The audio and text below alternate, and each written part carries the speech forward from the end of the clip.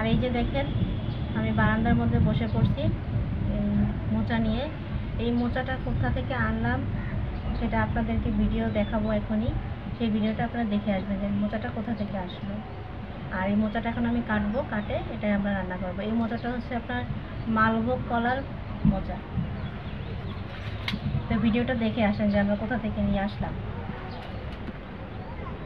আর বাইরে বৃষ্টি হচ্ছে। কলার মোচা নিয়ে যাই আমরা। এই যে ওই যে কাটে কলার মোচা হয়েছে, নিয়ে রান্না করে খাবো। তিনটাই কাটো কাটো, তুমি ওগুলা ইয়ে করে এদিক করে নিয়ে আসো। জুতা পরছো, যোগ আছে না? এখন বৃষ্টি হয়েছে তো। এখানে কি কলা মা? এটা এই যে ইয়ে কলা, সবরি। হ্যাঁ হ্যাঁ, সবরি কলা না, গলা মালভোগ কলা। মালভোগ। ওই যে ভিতরে একটা আছে বাবু, ওই যে ওখান থেকে নিয়ে আঠা। ওই যে মা রাসায়নিক মা পাওয়াই যায় না কলার মোচা, জানো অনেক খাওয়া হয়। নিয়ে যায় না? নিয়ে যাও তোমরা দুইটা, আমি একটা রাখবো। ওই যে ওখানে আছে ভিতরে আরেকটা, তা কাটে নিয়ে আসো। দেখেন কি সুন্দর একদম।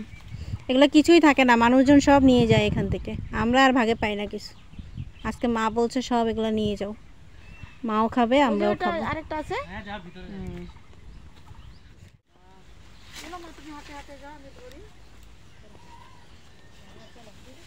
দেখেন এগুলো মানুষ, আমরা বেড়া দিয়ে দিছি, ইয়া দিয়ে, নেট দিয়ে। আর হচ্ছে মানুষ দেখেন ছিঁড়ে কি করছে, মানে কি যে সমস্যা ওনাদের বুঝি না। এই যে এখানে একটা মোচা আছে, ওটাকেও পেরে নিয়ে আসবে।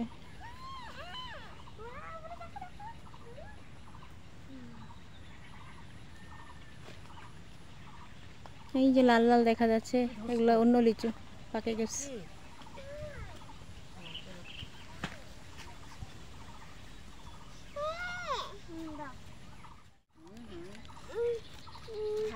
দেখেন দুই বোনকে। কি নিছো মা? আম। কে খাবে? আই।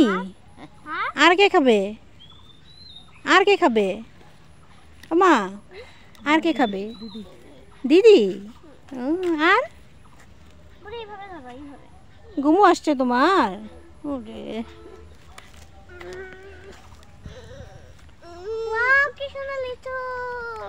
ভিতরে আরো দুইটা পাওয়া গেল মোচা। অনেকদিন ধরে আলকা খাওয়া হয় না।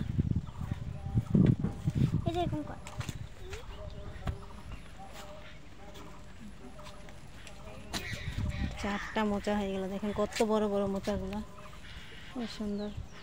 কিছুই পাওয়া যায় না। যে এতগুলা গাছ আছে দেখছেন, কলা গাছ, মোচা হয় কিন্তু মানুষ নিয়ে যায় সব। কাটবেন আপনারা চেষ্টা করবেন একটু পানির মধ্যে আপনার হলুদ নিয়ে রাখতে, তাহলে একটু কিছুক্ষণ কাটার পরে একটু পরে পরে আপনার হাতটা একটু ধুয়ে নেবেন এই হলুদ পানিতে, তাহলে হাতগুলো কালো হবে না। অনেক বড় মোচাটা, এগুলো কাটা বাছা অনেক কষ্ট, কিন্তু খেতে কিন্তু অনেক মজা।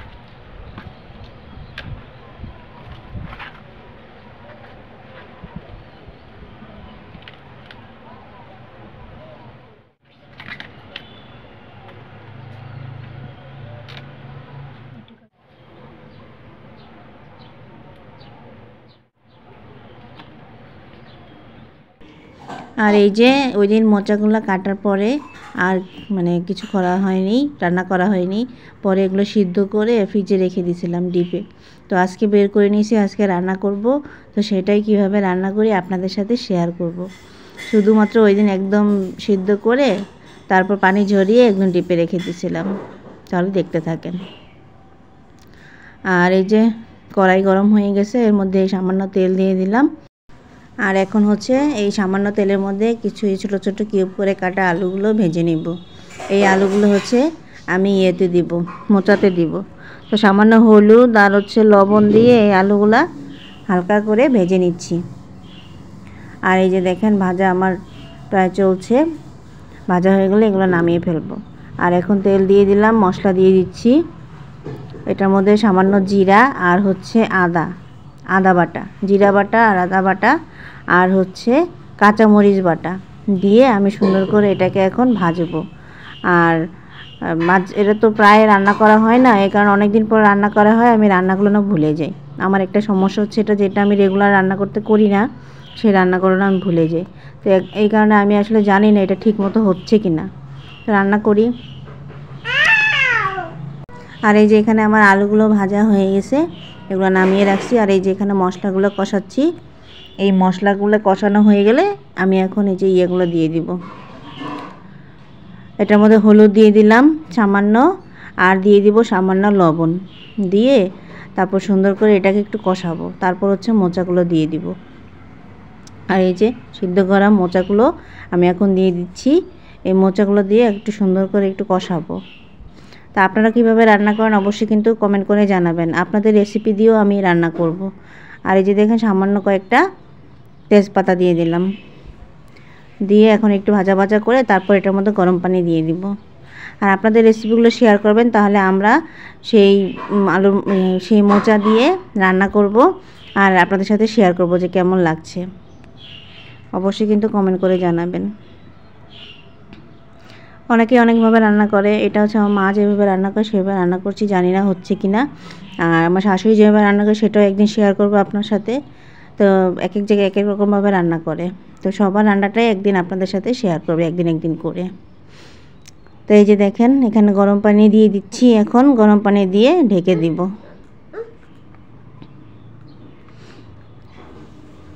আর দেখতে যেমনই হোক খেতে কিন্তু খুব ভালো লাগে। আর এই যে 3টা এলাচ নিয়ে নিয়েছি, সেটাকে একটু বেটে এটা লাস্টে দিয়ে দিব। পানিটা শুকায় আসছে, এখন হচ্ছে আমি এই আলুগুলো দিয়ে দিলাম।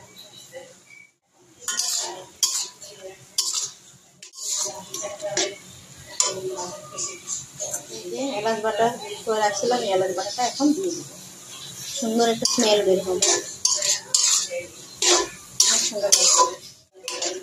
দেখতে যেমনই হোক খেতে ভালো লাগে। আর আপনারা কীভাবে রান্না করে খান আপনারা কমেন্টে একটু জানাবেন, তাহলে আমি সেভাবে একটু রান্না করে খাবো। অনেক মজা হয় তো আমাদের এখানে।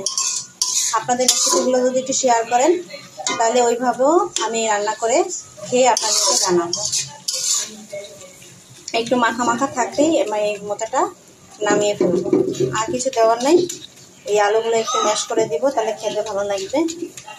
আর এটাকে সুন্দর মাখা মাখা থাকা অবস্থায় নামাই ফেলবো। তো ভিডিওটা কেমন লাগলো অবশ্যই কমেন্ট করে জানাবেন। আর আপনারা কীভাবে খান অবশ্যই কিন্তু জানাবেন, আমিও খাবো এইভাবে। আর আমি অন্যান্য রেসিপিগুলোও শেয়ার করবো আপনাদের সাথে মোচার। আর কেমন লাগলো কমেন্ট করে জানাবেন। তো সবাই ভালো থাকবেন, দেখা হবে অন্য কোনো ভিডিওতে।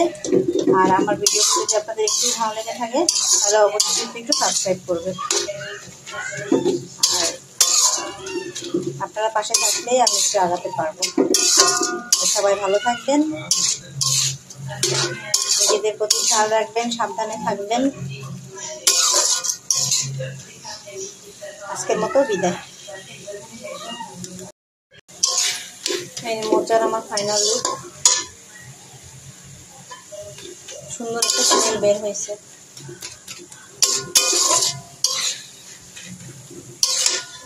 এই দেখুন।